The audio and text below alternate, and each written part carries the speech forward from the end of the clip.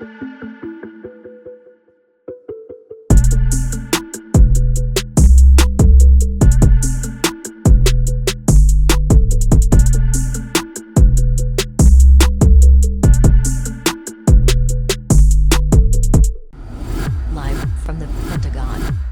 up, man? Welcome to another episode of the Live from the Pentagon Podcast, brought to you by Matrix Marketing and Backwoods. I am your host, Mark Drew. What it do? And I'm rocking with, to my left, it's your girl Xandi.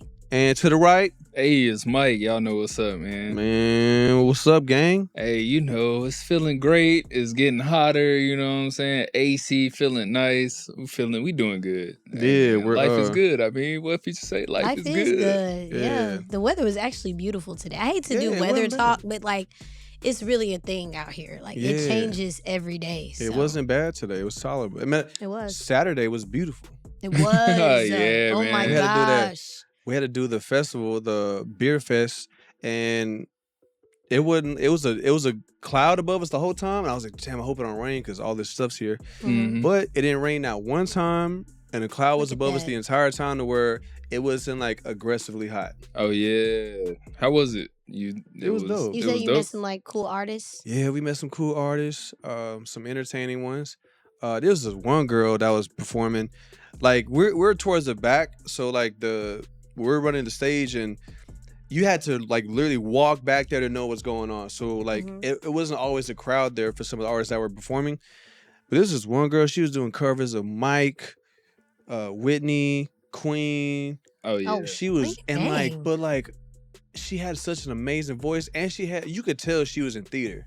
He was killing it. She was killing it vocally, but also like her presence, like the way she get the crowd to participate. It felt like, you know, watching someone who specialized in like theater, who's also an amazing vocalist. Like she can do Broadway. I want to say, I hope I'm not getting it wrong. I want to say her name was Naira. One of those.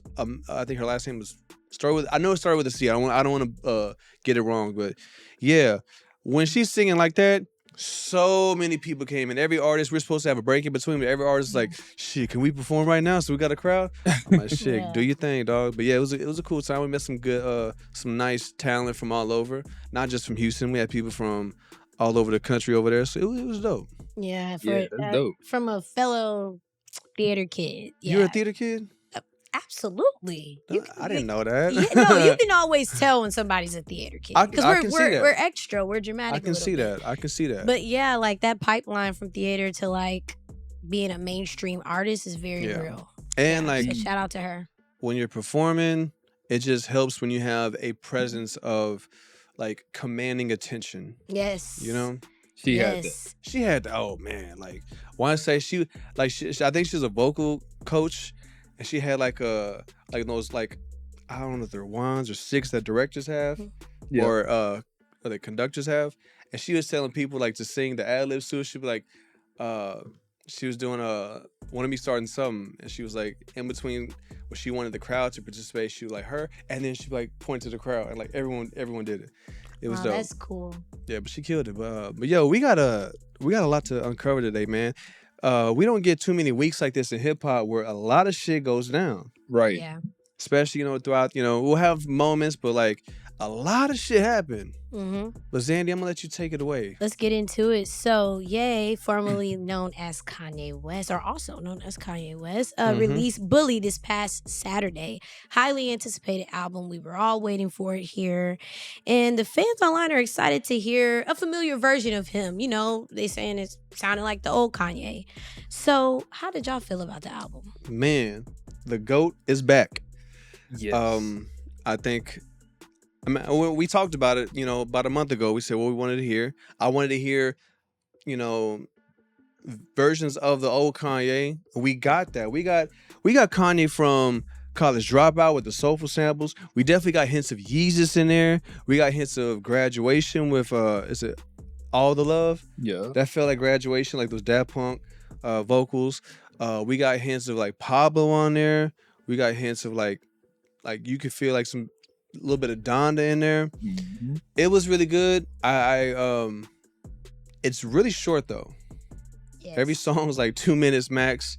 So it feels like he sonically gave us something that we would like while also giving something that these kids like, because these kids' attention spans is like 14 seconds.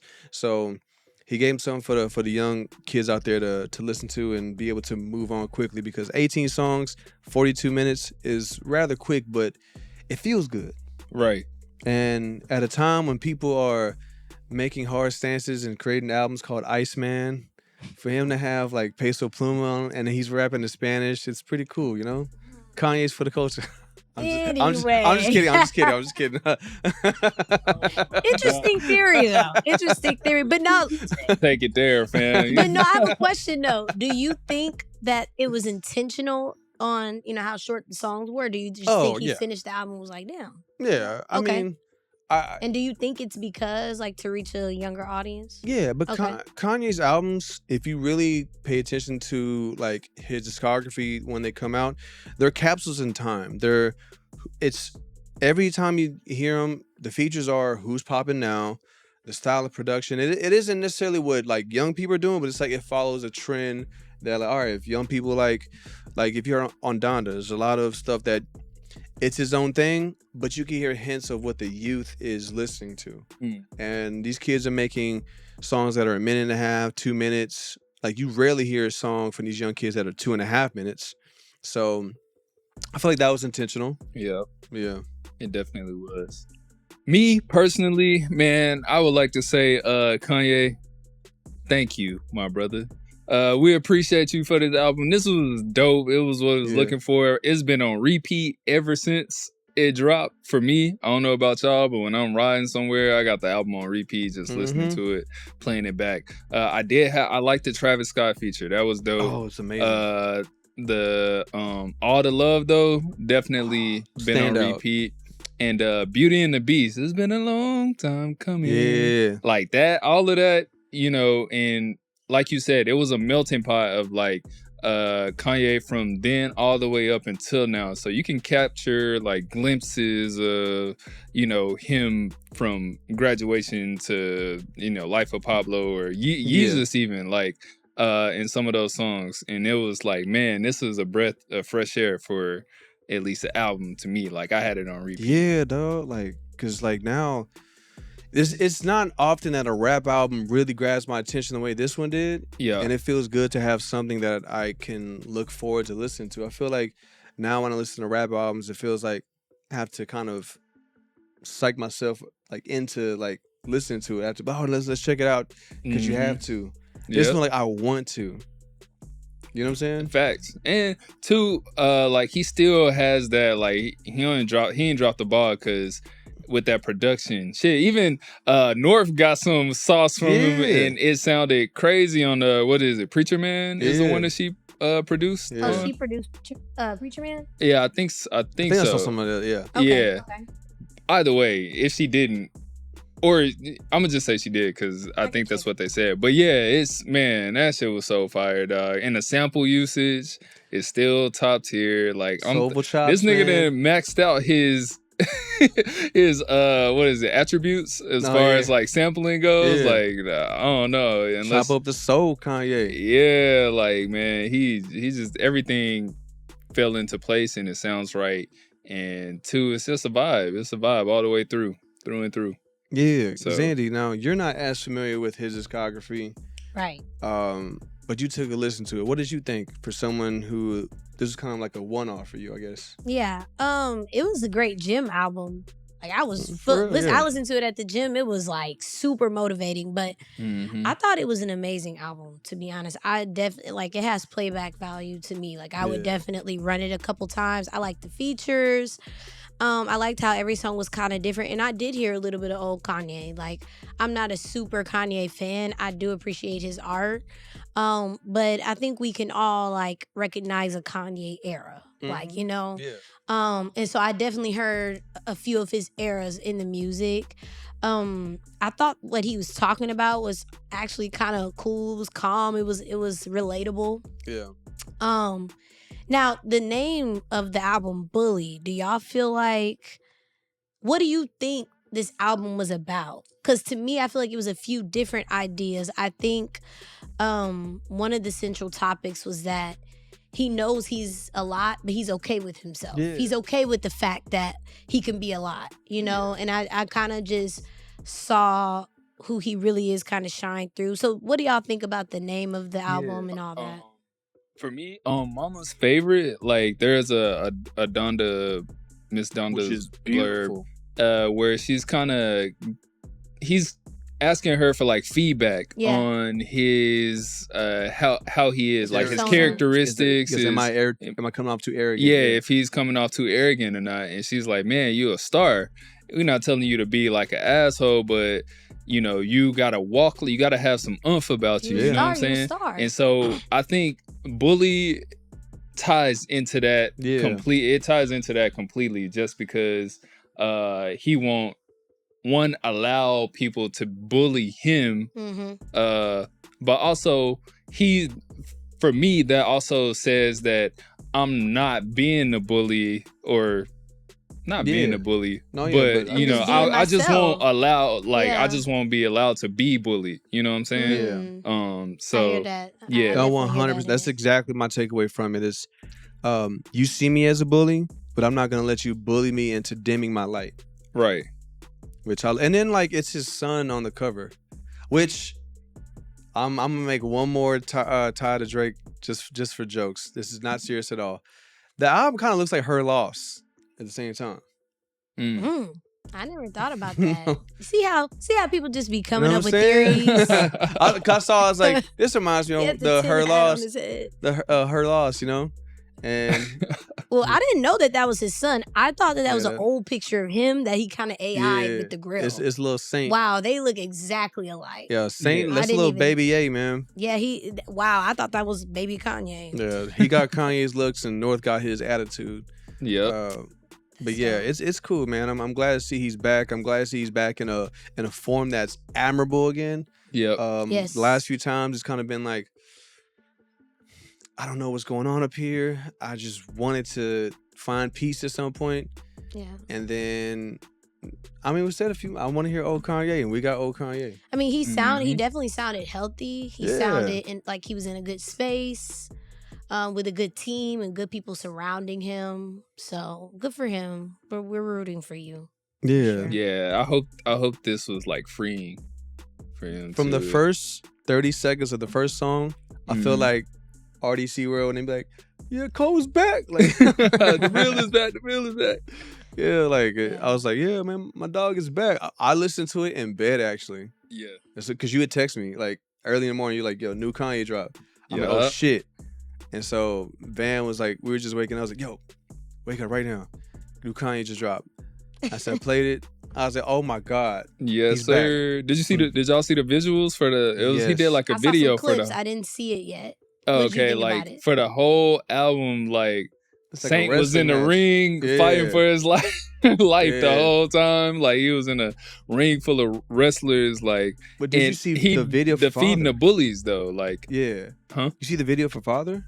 Yeah, with they had Michael Jackson in there. Yeah. So it was a lot of, and I'm gonna put my full hat on one more time. So Kanye was an alien. Yes. Travis was an alien in there. You know, it kind of hints to, you know, the lizard people conspiracy. There's a lot of chaos going in the background, but no one cared. So it kind of like symbolizes how all the shit goes on in this world. Yeah. And we don't give a fuck, really. Right. There's a dude like I don't know if it was his Bible or his book. I mean, it was in church, so I was assuming it was a Bible. It catches on fire, and he doesn't notice it for a while, and he finally looks down, and he has to put it out. Okay. That was crazy. There was cops that came through. There was a knight in shining armor. I gotta watch this. It was all filmed in one shot. It was like, there's a lot of imagery. I tried to paint like a summary of it, but yeah, it's yay, man. I don't know. So it looks cool. It came through as like, so you mentioned the aliens, right? Yeah. Like when Kanye was there, he was sitting down the whole time as Kanye, and then he ripped off the Kanye mask and became an alien. And so it's like, okay, he's not from this earth. Like this is the clone Kanye or whatever, right? And then Travis Scott comes in as an alien and walks up to the altar while the priest is there. and he takes off the alien mask and becomes Travis Scott, and it's like, all right, you an alien, you not an alien, you from this earth, you not from this earth, and then you got the guy with the Bible, like you said, in the first pew or whatever. Yeah, he's in the front. And for me, I just kind of feel like that he pulled out cards too, so he's doing like magic tricks or whatever. And I just kind of took that as like, you got people who's portraying to be something that they're not, or something that they might be. And then two, with the Bible thing, it's like people using it as trickery, as magic, as as a facade, or like using it against people and stuff like that, right? And then what else was in there? Michael Jackson. Oh yeah, Michael Jackson was in the back. I was trying to tie that one together. The whole time there was like some type of ceremony going on. Somebody's getting married, right? Something like that. Somebody was getting married, but there was a whole lot of distractions going on, and you just kind of. And then too, there was a spaceship that landed in the back outside in the window, and like, so it's no like one cared. It's like your attention is being pulled like here, and then it's there, and then it's here. Then it's like real world social media type shit. Like, I didn't catch the Michael Jackson thing until my second. I'm like, this is obviously the biggest thing in here. It's Michael Jackson, and I didn't even see it the first time. Yeah, it's crazy, man. Hearing y'all talk about this without me seeing it, it's like I feel like y'all are describing a dream y'all had after drinking NyQuil. Like, for real, I'm like, this is bizarre. Like, but this is real life. It's like real life though. Yeah. Like, it's like that's dope. It's like, you seeing the reality of, if you take a step out of yourself, like out of your world, and really pay attention to what's going on. We're being distracted left and right, here and there. Oh, this is what's popular to fight against today. Tomorrow, next week, it's not. We looking at this now. Like, you know what I'm saying? You moving on from different problems, and to the point where like you gonna fuck around and miss the whole point of the shit because you being distracted, or your attention is getting pulled like from here and there and here and there. Like, you gonna go through your whole life just distracted. So that's, I don't know. I just kind of got like, it was crazy. A lot from that. It was cool. I have to watch it. So next, y'all, we got to go back to J. Cole. J. Cole has, been in the headlines a couple of times because he's finally back in front of the cameras doing press. He's been doing a press run. And I want to know what y'all think about it. Personally, I'm just shocked to really hear him speak so openly about certain things. You know what I'm saying? Like, being so vulnerable and open to these topics. So what do y'all think about everything and what he's been saying in these interviews? Mike, take it away. You can start. So there's things that he cleared a lot of things up for me. I know on here I've been kind of like selfishly like disappointed in the apology, just because like, of course I think him and Kendrick are the two best rappers today. Like, lyrically, like bar for bar, I think no one is as good as them. And who wouldn't want to see that go down? Like, who's the best? Like, just we're Americans, we're competitive. But when he did mention, he was like, man, the reason why I dissed Kendrick in the first place is because I've been working on this album, The Fall Off, for all these years. And I know if I release this without addressing this, like, fuck the big three, it's just big me. If I didn't say nothing, people were gonna like, nah, man, we don't want to hear that unless you talk about this. Because you were talking big shit on First Person Shooter. You were talking all this like, I'm number one, I'm Muhammad Ali, and you can't drop, the first time we hear from you can't be not addressing this. So he put it out because he wanted The Fall Off to be enjoyed for what it is versus controversy. When he heard that, I never thought of that. And it made me get some newfound respect for the apology. Because he keeps reiterating, there's no real animosity like towards Kendrick. He considers him a really good friend.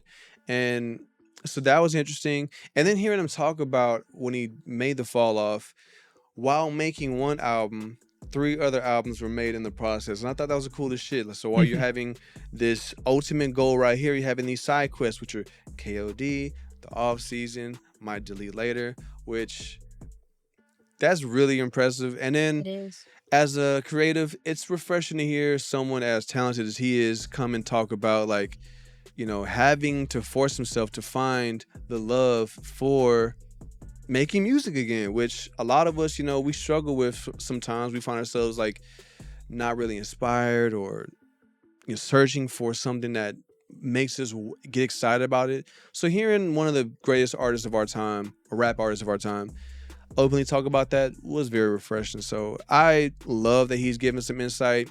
I love that he's letting us into his brain. And it's giving me a newfound respect for the fall off and for J. Cole as a rapper. J. Cole, we hear you, but niggas ain't trying to hear that, man. Niggas is not trying to hear that. No, fam. yeah, 100%. Like that's out the door, fam. Like, now I do understand where you're coming from, and I did like the perspective and whatnot, where you came from. But like, bro, you still niggas is not gonna let you lay that down. You backed out. It was a cop out. It's a plea. Like, and it makes up. It just so happened that it fit the story. You know what I'm saying? Like, you came in and it made up the timing and everything was impeccable and whatnot. Gave you time for you to make the perfect album or the fall off. You know what I'm saying? Yeah. Which I'm still jamming to this day. Yeah. But with that being said, like, nah, bro, you come on now. I mean, but I understand the apology, and based off of what I heard today from what Jay-Z said, and I know we're gonna get to that later. Mm-hmm. But he was basically talking about how the rap beef, it goes too far now. People's kids being involved, people's wives, and it's like, yeah, he said, "Fuck the big three, it's just Big Me," but maybe that was just off of the essence of battle rap, and that being one of the pillars, like Jay-Z was talking about. Like it's not that deep. Like, people talk about things in their songs that they don't really agree with or like believe fully or 100%. Really even mean all the time. So like, he said that one line and then turned into this big like thing, and he didn't want no parts of that for real. He just, so I understand. It's like, he's like, this one line or this one couple of lines is affecting like my overall goal over here that I've worked so hard for years. So I really understand the pullback, because it's like, if it's not that deep to you, it's not that deep. It was that deep to Drake. Yeah. And it was that deep to Kendrick, but it wasn't deep to him. Would the album be the same had he not? I don't know. I think people would want to hear that response. But to his credit, he was like, look, man, I know people are still not gonna fuck with it, and that's fine. But like, at some point, and we all go through this, and we as creators, we all like wonder like, well, what will people think, especially when you get to that level. Right. I'm sure there's that thought is intensified because when I put out records, it's just like my close friends and like some followers, but like to have like the entire world looking at what you've been doing for the last year and wanting to hear it, I'm sure that has to creep in where you're like, I have to make sure people like this. In order for me to do that, I have to do this one thing that I don't even feel right now, but if I don't get this off, they're not going to feel what I've been really pouring my soul into. So from that, I do understand. And like I said, he was very open about like, people still not going to fuck with it, and that's fine. I was about to say, yeah, and people still not going like it. So it really, but really man, matter? I mean, it's good for his conscience and that he did it. And he said when he did it, a weight lifted off of him. So, I mean, that's dope that, that happened for him. And then it allowed him to create and, write some of his best shit ever. Yeah. But as like for the people, man, like no, bro, like absolutely. How dare you go and lift the weight up off your shoulders to write the best album and write the best shit that you ever like? How dare you take back an apology? Like, nah, go for it, crash out. We want to see you crash out. We want to see you crash. We want to see some shit blow up. Who wants to go to a movie and a nigga apologizing the whole time? Nobody. Well, you know what it is though. But you know what it is though. I think. And now here's how I would have handled it differently. I don't think he should have gone after your music's whack and all that stuff. Just be like, hey man, I fuck with you, but if you want to find out who's better, we can fucking find out. And keep it at that. It can be, because like, I know we talk about this beef a lot, and at some point we all gotta stop. But like Kendrick was, when it was with Drake and he started off, hey man, this can be like just friendly. This can be a friendly competition. It wasn't until his wife got mentioned that shit. Oh, it's all right. You talking about my wife? I'm gonna call you pedophile. So I think Kendrick would have kept it like real. Because then, what can you say about J. Cole? There's not much you can say about him that you can say about Drake. There's not much. You can find some shit. Like, it's not hard. But like, bro. not shit like that, bro. Calling someone a pedophile is like, all right, that's gloves off. We're not boxing no more. I don't think he had something on J. Cole. The same way J. Cole didn't have shit on Kendrick. But you're looking at it as an audience member or 100%. Like as a fan. Like, 100%. Within that very tight elite artist circle, I'm sure there's something. I mean, there's something. If people dig hard enough, you can find something about anybody. But that's one thing. Well, this thing, you didn't have to dig to find, like, I know why he called bro a pedophile. You didn't have to dig for that. There's been weird videos. You're like, all right, even if this isn't true, it's just enough for me to win this battle.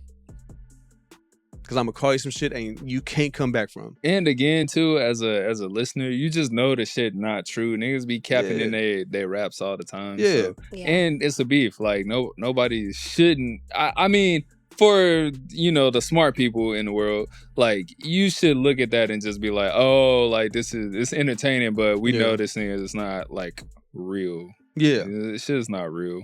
Yeah. Yeah, so. I'm always going to rock with Cole. I hope he keeps doing these interviews. No it blanket. doesn't go back into hiding because I like to. Oh, he's gone. We're not here for a He's minute. gone. He's not coming back for a minute. Yeah, he gonna come back. We're gonna be like, who the fuck is you? Who the fuck is you? All right, y'all. So we're gonna bring it back to Ye, and in honor of him releasing Bully, we each made an album or like a playlist using one song from all of his releases. Yeah. So are y'all ready to present those? Yeah. All right, I'm gonna go first because first, mine is probably the most basic one. So what's your intro? Okay, so hold on, let me pull it up. And I also didn't do every album because I don't know every album, so I'm not gonna give y'all some stuff I don't really know what I'm talking about. Respect. So the name of the album is George Bush Doesn't Care About Black People. Hell yeah. And the first song we're entering in with Jesus Walks. All right, from his first album. Then we go into Gold Digger. I really like that song. I do. I do like that song. Cool. For the longest time when I was a kid, I thought that was Ray Charles on there. Well, it kind of is, but it's not. Like, I thought, anyway. So, then I got Can't Tell Me Nothing. I think that one and Stronger was the first Kanye song I'd ever heard. Okay. Yeah. 808s and Heartbreaks is Heartless. I really like that song. Then I got All of the Lights. And that was a hard one because I wanted to do Monster, but it was only because of Nicki Minaj's verse. Okay. So I didn't put that one.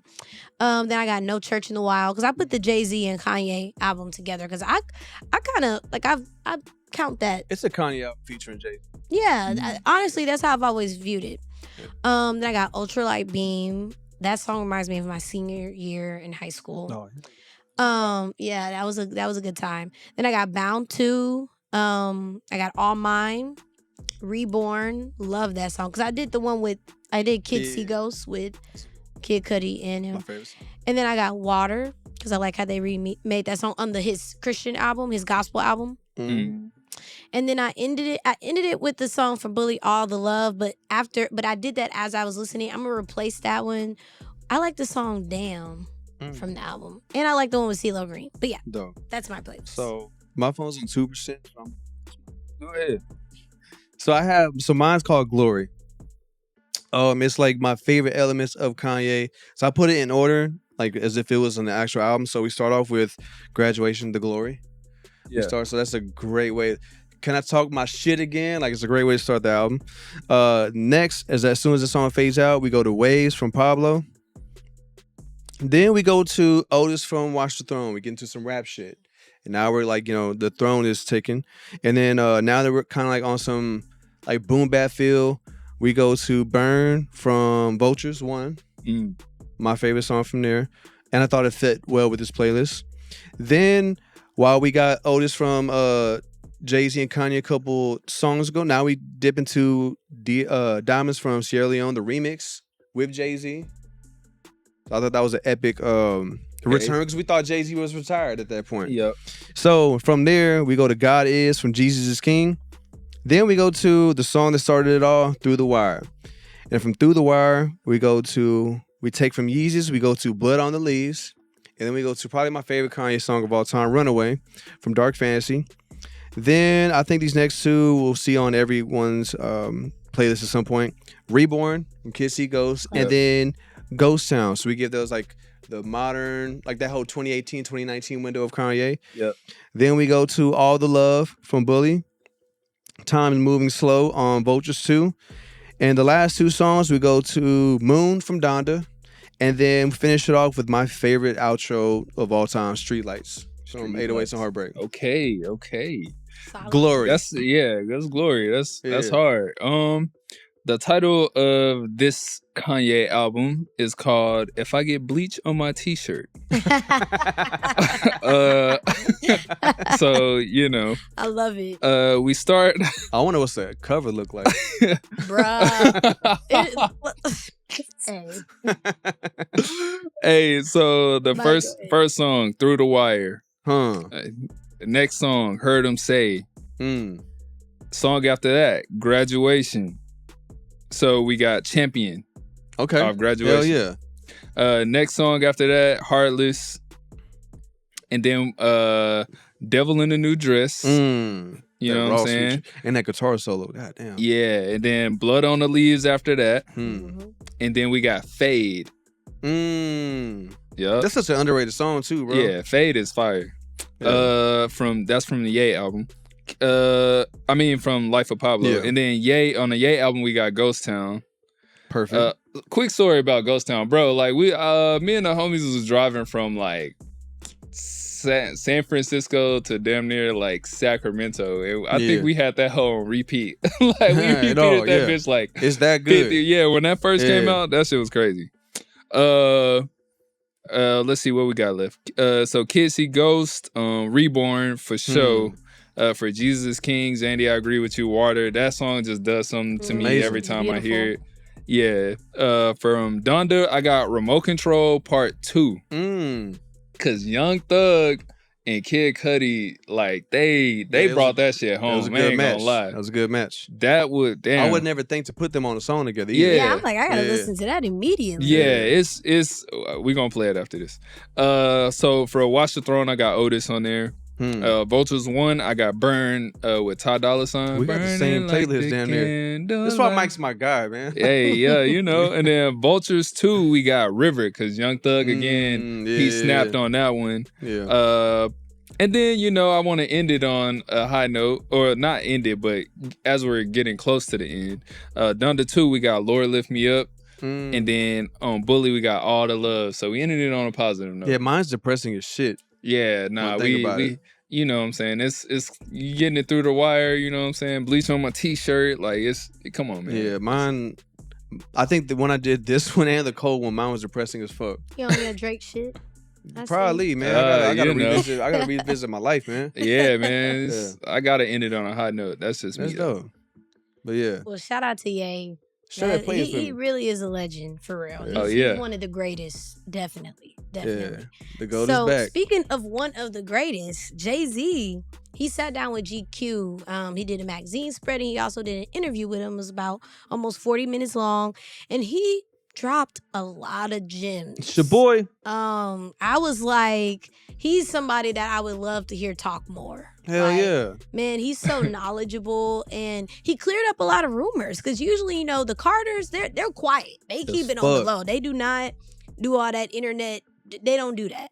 So it was really cool to hear him address some things. He addressed the Tony Busby lawsuit. That was fire. And he basically said that, like, he couldn't just settle on that. A lot of celebrities, or just millionaires in general, they settle so they can stay rich, because even if they know they're right, they know that, this is frivolous. Yeah. They're still gonna settle because lawyers cost a lot of money, and it costs a lot of money to do that, to take stuff to court. So anyway, he talked about that.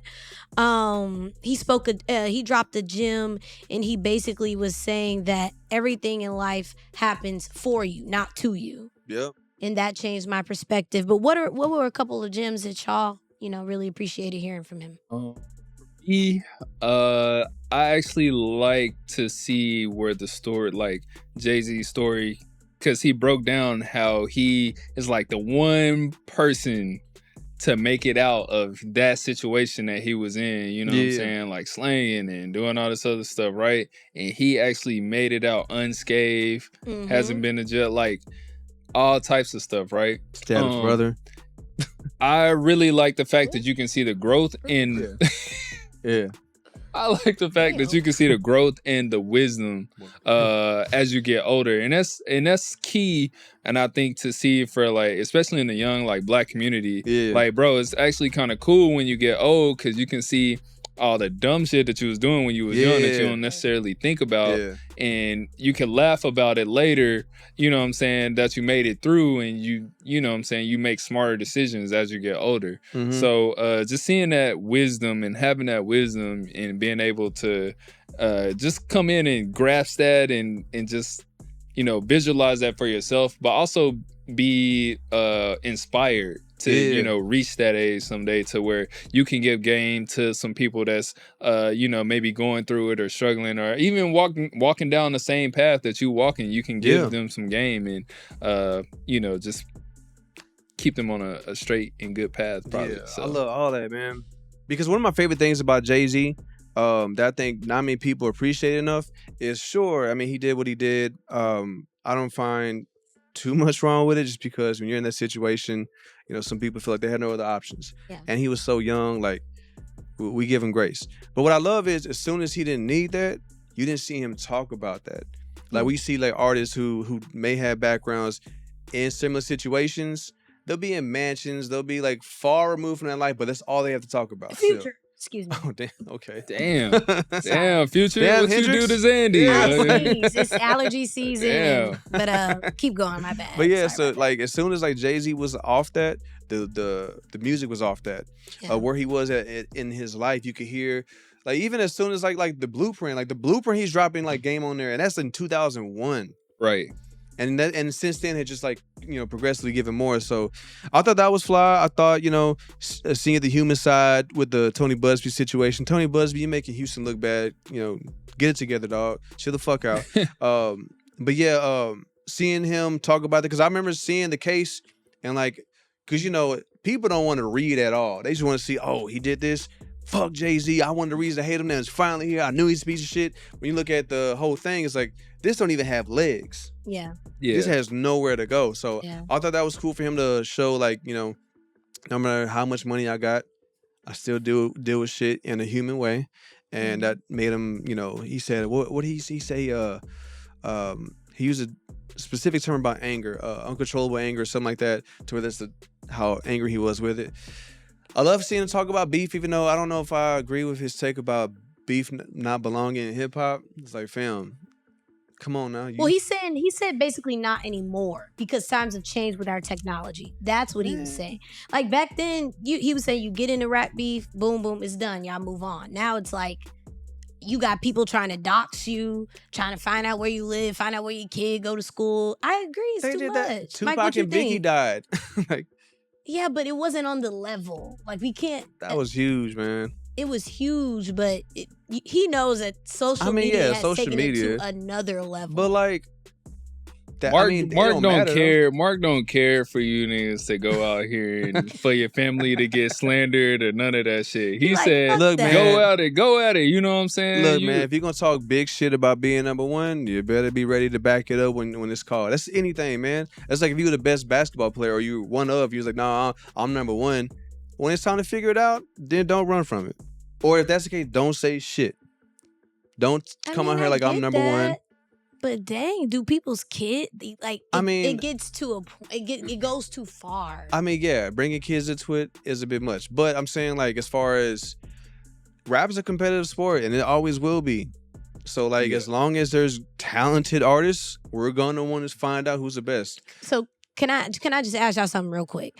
Do y'all think in rap battles and rap beef, is there any line to you, or are you like, no? Is there any line that you feel like should not be crossed? Look, I think there should be rules of engagement, but if somebody crosses that line or break it, then you know what I'm saying? So what's the line? Like, can you give me one example of what you'd be like, that was too much? One of the lines was, I think Kendrick even said it, it's like, I'm willing to take it there. Yeah. He's like, if there's something you want to do, if you really want to take it there, I'll take it there. But we can keep it light if you want to keep it light.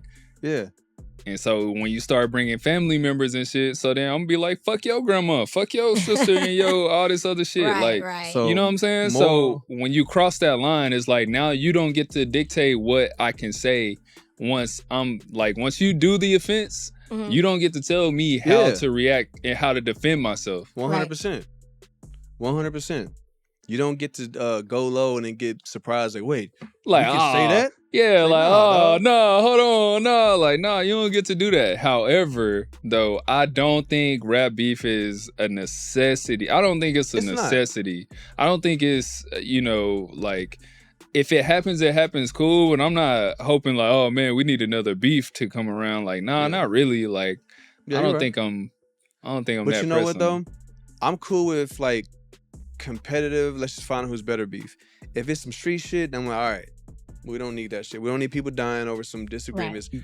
But then create Otis 2. Yeah. Or Watch the Throne 2, not Otis 2. But But I guess like the golden rule is, don't mention Kendrick's wife, man, and we're good. You don't mention her and you're good. But so I thought Jay-Z was a little, because he definitely did start the beef with Nas. That's another thing too I wanted to mention because as you can see, we get to witness firsthand, like I said, going back to that wisdom point, how you grow over time and you look back and you're like, oh man, that's disgusting. He's actually like, man, Nas a really nice dude. Like, I don't know why I did that shit. I hate I did that shit in the first place. And this is competition. And that's that thing. Like, you really have to have wisdom and knowledge and kind of like discernment to know, like, when you're in the heat of the moment, like, not to really crash out and make you say stuff that you really gonna regret later But that's part of the human experience, man, like with anything, man. So like when you're younger, there is gonna be a lot of shit you do and you learn from it as you get older and you kind of look back and cringe like, oh man, I was upset about that. That's just the human part of life, True. We're gonna continue to see that. Only thing we can kind of do is hope that it stays as words.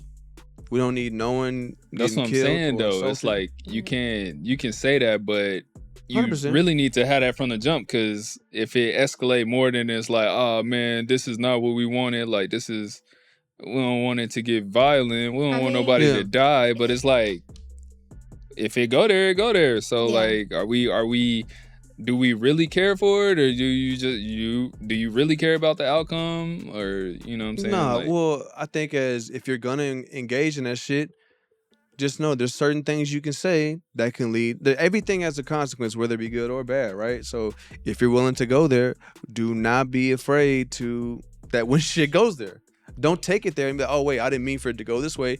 You had the steering wheel, bro. So if that's how you feel, then But also on a positive note with Jay-Z, he is doing 3 dates in New York, celebrating Reasonable Doubt and The Blueprint. 2 of my favorite albums. Matter of fact, The Blueprint is the reason why I started making beats. Sonically, when I was about to turn 11. It was 9/11, 2001.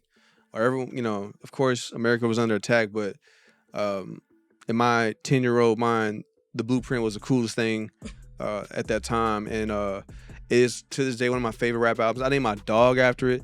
I plan to get like some of my favorite quotes from there tatted on me soon. Some shit to live by. One of my favorite quotes: "What you eat don't make me shit." People can Wise man told me not to argue with fools. People from a distance can't tell who was who. Like, there's some gems on this shit, man. That was back in 2001. Yeah. So a lot of shit on that. And of course, Reasonable Doubt started it all. So that's going to be cool. Now, the crazy thing is they had 1 million people waiting to get tickets in one stadium. 3 dates, 1 million people. Did you get a ticket? Hell no. I thought you was going to be like, and I'm going. No. I would love to. I've seen Jay-Z a few times. It would be cool to see him in Yankee Stadium, but that shit 25,000. Yeah, that's why my dad he loves Jay-Z. Man. He don't want to get on not one plane right now. Oh yeah. Well, they say they got better as of yesterday, but we'll see. But shout out to Jay-Z, man. Goat. Shout out to Jay-Z. I'm excited to hear the highlights of his show. Yeah. Hopefully they stream that shit, because I'll tune in for that. Yeah, I mean, isn't he partnered with Apple Music? Or no, he's not.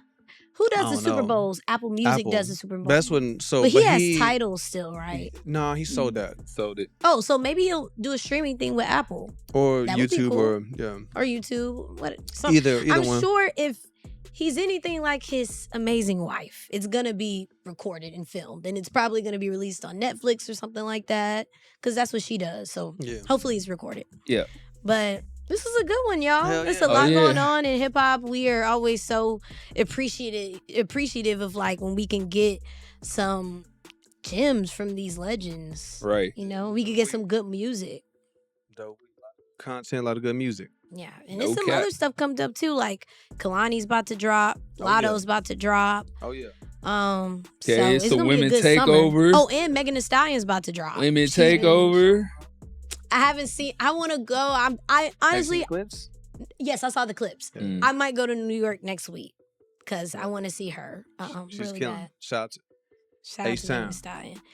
So, all right, y'all. I think that's it for today.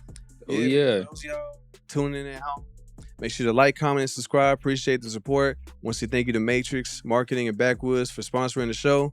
Yeah, man. Catch you guys next week. I'm your host, Mark Drew. What it doing to my left It's your girl Xandi. and to the right. Hey, it's Mike. Y'all know what's up, man. All right, man. Peace. Catch y'all next Bye. week. Peace. Bang, bang. Go.